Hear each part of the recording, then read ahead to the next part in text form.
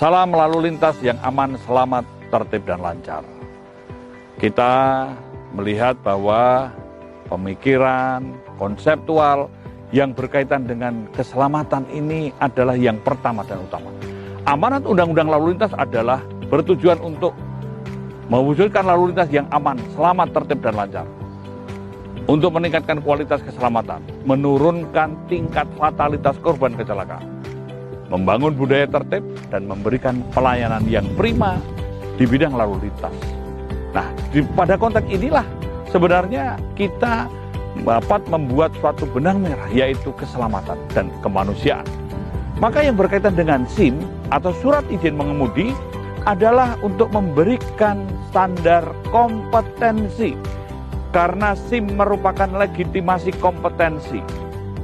Artinya SIM itu ujian, SIM harus diuji kompetensinya. Mengapa harus ada izin? Karena ketika kita mengendarai kendaraan bermotor di jalan raya, kita bisa menjadi korban, bisa menjadi pelaku yang merusak, menghambat, bahkan mematikan produktivitas diri kita dan orang lain.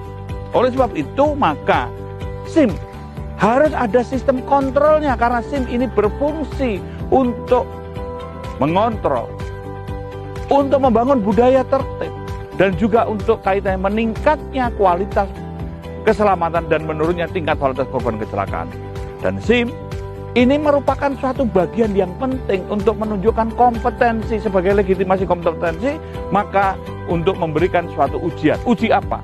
Uji administrasi, uji teori yang berkaitan dengan hukum, peraturan, perundang-undangan, kaitannya dengan perilaku dan etika, serta pengetahuan bagaimana untuk berkendara di jalan raya. Kemudian ada uji simulasi, mensimulasikan sehingga orang tahu ketika dia melakukan pelanggaran, melakukan kesalahan fatal tanpa ada korban dengan simulasi. Dan ada ujian praktek di mana orang tahu ketika melakukan hal-hal yang fatal ini dapat berdampak luas. Konteks inilah dikatakan orang yang memiliki SIM berarti orang yang telah lulus uji. Yang bersangkutan dianggap telah memiliki kepekaan, kepedulian, pengetahuan, keterampilan, dan bela rasa akan keselamatan bagi dirinya dan orang lain. Selain itu, SIM kaitan dengan fungsi kontrol adalah juga untuk memonitor, mengontrol perilaku berlalu lintas. Maka di sini kaitannya dengan penegakan hukum. Dalam proses penegakan hukum ada traffic attitude record atau catatan perilaku berlalu lintas.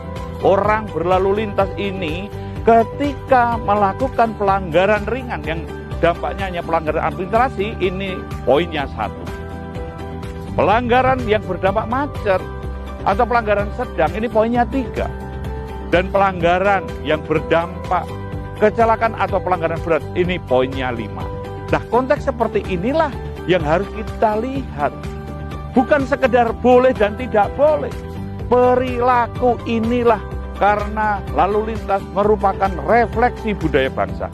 Konteks traffic attitude record atau catatan perilaku berlalu lintas ini dikaitkan dengan program Demerit Point System. Demerit Point System ini kaitannya dengan sistem perpanjangan SIM tanpa uji ulang.